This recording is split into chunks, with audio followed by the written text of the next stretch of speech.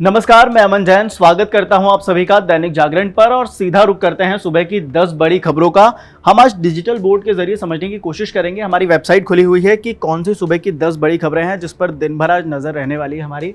सबसे पहले बात करते हैं, कल खूब सियासी ड्रामा हुआ उत्तर प्रदेश में। हमने देखा किस तरह से राहुल और प्रियंका गांधी के साथ ही कुछ और सांसद भी संभल जाने की कोशिश में गाजियाबाद बॉर्डर से आगे बढ़ने की कोशिश की। हालांकि पुलिस ने उन्हें वहीं रोक लिया, उन्हें समझाया गया, बड़ी देर लगी, बड़ी मशक्कत हुई, उसके बाद उन्हें वापस भेज दिया गया क्योंकि संभल में फिलहाल हालात को काबू करने की कोशिश की जा रही है। उसी पर उत्तर प्रदेश के डिप्टी सीएम हैं ब्रजेश पाठक, उनका बड़ा बयान आया है। उन्होंने कहा है कि वोटों की फसल काटने के लिए संभल जा रहे हैं राहुल गांधी। ये बड़ा बयान उन्होंने कल दिया है। हालांकि हमने कल देखा किस तरह से इस पर पूरी सियासत चलती रही।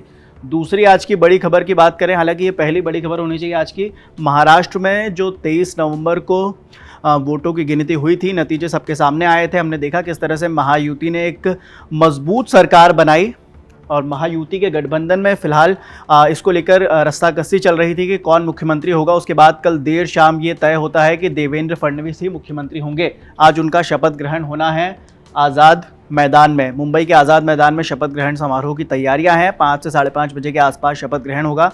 ये भी आज की बड़ी खबर है। प्रधानमंत्री नरेंद्र मोदी खुद वहां पर पहुंचेंगे।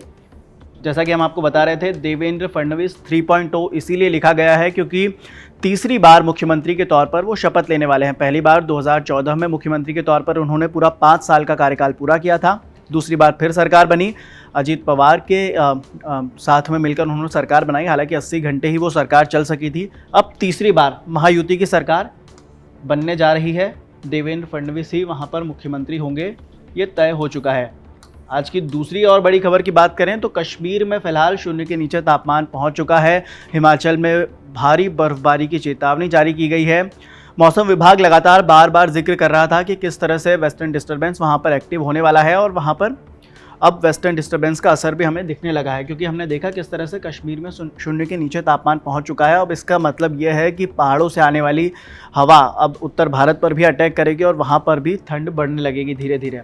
दिल्ली एनसीआर की बात करते हैं। दिल्ली एनसीआर में फ़िलहाल प्रदूषण से राहत है। हमने देखा किस तरह से नवंबर के आखिर के वक्त में AQI 1000 के पार पहुंच गया था। वहीं अगर हम सरकारी आंकड़ों की बात करें, CPCB के आंकड़ों की बात करें तो उसमें भी 450 के ऊपर AQI था। अब अपडेट आज का यह है कि फ़िलहाल AQI थोड़ा बहुत काबू में चल रहा है। बात की जाए, आज ग्रेप 3 और ग्रेप 4 को लेकर कोई बड़ा फैसला हो सकता है, यानी कि लोगों को राहत मिल सकती है। ग्रेप 3 और ग्रेप 4 के तहत काफ़ी सारी पाबंदियां लगी हुई थी दिल्ली और NCR वाले लोगों के आसपास और उन्हें उनके रोज़मर्रा की ज़िंदगी में कई पाबंदियां लगा दी गई थी। जिस तरह से हमने देखा कि डीजल जनरेटर पर बैन लगा दिया गया था, कंस्ट्रक्शन के काम सभी रोक दिए गए थे।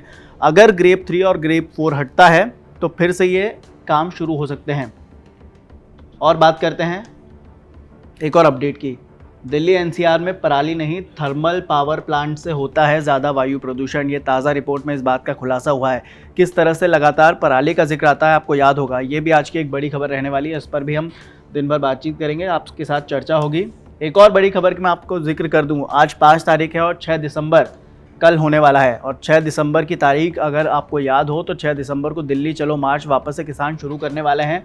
और ये खबर भी मैं आप तक पहुंचा दूं कि पंजाब के किसान 6 दिसंबर से पैदल मार्च शुरू करने वाले हैं।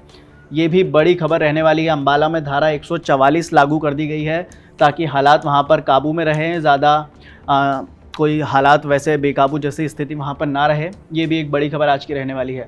अगर हम दूसरी बड़ी खबरों की बात करें तो ताज़ा खबर वाले टैब पर आते हैं। हमने अभी होम पेज देखा, ताज़ा खबर पर आते हैं। देवेंद्र फडणवीस आज लेंगे CM पद की शपथ, मुंबई में लग सकता है जाम, ट्रैफिक एडवाइजरी जारी की गई है। अगर आप मुंबई के रहने वाले हैं तो ये ट्रैफिक एडवाइजरी आपके लिए है। आप ज़रूर आकर ये खबर पढ़िए, हम भी आप तक पहुंचाएंगे। और फिर भी अगर आपको कोई भी अपडेट चाहिए कमेंट बॉक्स में हमसे लिख के पूछिए। अगली बड़ी खबर की बात करते हैं। हाल ही में झारखंड के मुख्यमंत्री हेमंत सोरेन ने वहाँ पर शपथ ली थी। वहाँ पर शपथ ग्रहण समारोह हुआ था। हमने देखा किस तरह से हेमंत सोरेन ने लगातार दूसरी बार मुख्यमंत्री पद की शपथ ली। आज हेमंत सोरेन कैबिनेट का विस्तार होने वाला है। पूरा कार्यक्रम का क्या शेड्यूल रहने वाला है वो भी आप आकर पढ़ सकते हैं। अगली बड़ी खबरों की बात करते हैं। संभल, जैसा कि हमने जिक्र किया, कल खूब सियासी ड्रामा हुआ। उसके बाद ब्रजेश पाठक ने बयान दिया कि केवल वोटों के लिए वो वहाँ पर जा रहे थे। जामा मस्जिद सर्वे की रिपोर्ट जो है वो सील बंद लिफाफे में कोर्ट में पेश की जाएगी। ये भी बड़ी खबर रहने वाली है, ये भी आप आके देख सकते हैं। किस तरह से 19 नवंबर को सिविल जज सीनियर जज की अदालत में 8 लोगों की ओर से सुप्रीम कोर्ट के अधिवक्ता विष्णु शंकर जैन की जामा मस्जिद में हरिहर मंदिर का दावा पेश होने का ये किया था, सर्वे हुआ। उसके बाद हमने देखा किस तरह से 23 नवंबर के बाद ये पूरा घटनाक्रम घटता है और वहाँ पर 24 नवंबर का वो दिन था, रविवार की सुबह सुबह वहाँ पर जब सर्वे टीम पहुँचती है तो पत्थरबाजी हो जाती है और उसी के बाद से संभल में हालात बेकाबू होते हैं। अब आते हैं सीधे पूरी दुनिया में इस वक्त क्या बड़ी खबर चल रही है उस पर। दुनिया की बड़ी खबर की बात करें, रूस और यूक्रेन युद्ध पर डोनाल्ड ट्रंप का प्लान तैयार है। ये बड़ी खबर है क्योंकि हमने देखा किस तरह से डोनाल्ड ट्रंप ने चुनावों के समय से वो लगातार वादा कर रहे थे कि जैसे ही वो सत्ता में आएंगे, जैसे ही वो राष्ट्रपति बनेंगे, वहाँ पर जैसे ही शपथ ग्रहण होगा, उनकी सबसे पहली प्रायोरिटी ये रहेगी कि वो यूक्रेन का युद्ध खत्म करवा दें और उसके अब रिजल्ट भी धीरे धीरे दिखने लगा है। क्या अपडेट है एक बार आप तक पहुँचा देते हैं जल्दी से। मेन खबर यह है कि अमेरिका के नवनिर्वाचित राष्ट्रपति डोनाल्ड ट्रंप ने रूस और यूक्रेन युद्ध के संघर्ष से अपने विशेष सलाहकार के तौर पर एक सेवानिवृत्त जनरल को चुना है और वहां पर वो कई अहम पदों पर काम कर चुके हैं। जैसा कि हमने बताया था कि उनकी प्रायोरिटी है, दोनों ही देशों के बीच लंबे समय से युद्ध चल रहा है, हाल ही में 1000 दिन पूरे हुए थे। ये भी आज बड़ी खबर रहने वाली है, ये भी हम आप तक पहुँचाएँगे। दूसरी अगर हम बड़ी खबर की बात करें, गाज़ा पट्टी में तबाही मचा रहे इजराइल के टैंक, खान यूनिस क्षेत्र में 47 लोगों की मौत का दावा किया जा रहा है। जिस तरह से एक तरफ रूस और यूक्रेन के बीच जंग चल रही है तो वैसे ही इजराइल और गाज़ा के बीच भी जंग छिड़ी हुई है। वहाँ पर अब ताज़ा अपडेट यह है कि गाज़ा पट्टी में वहाँ पर खान यूनिस के क्षेत्र के उत्तरी हिस्सों में टैंक घुस चुके हैं और वहाँ पर वो तबाही मचा रहे हैं। इसके अलावा अगर दूसरे दावों की बात करें तो हवाई हमलों में भी 47 लोगों के मौत का दावा है।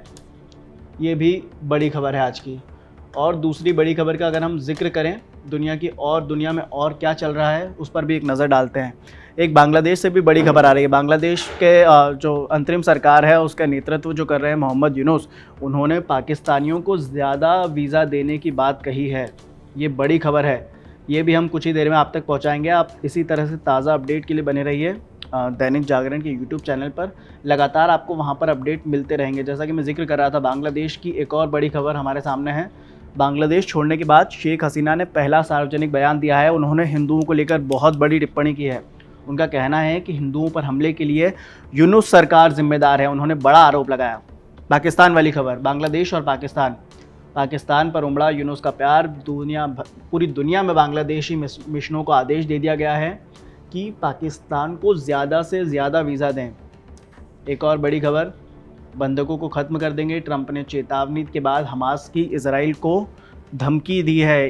आपको याद हो कि परसों की ही बात है, डोनाल्ड ट्रंप ने एक आदेश जारी किया था। उसके बाद हमास का कहना है कि वो बंधकों को ख़त्म कर देंगे। ट्रंप ने चेतावनी के बाद ये बड़ी खबर रहने वाली है। इसके अलावा और क्या बड़ी खबर रहने वाली है दुनिया भर की, वो हम आप तक पहुंचाते रहेंगे। फ़िलहाल के लिए इतना ही। नमस्कार।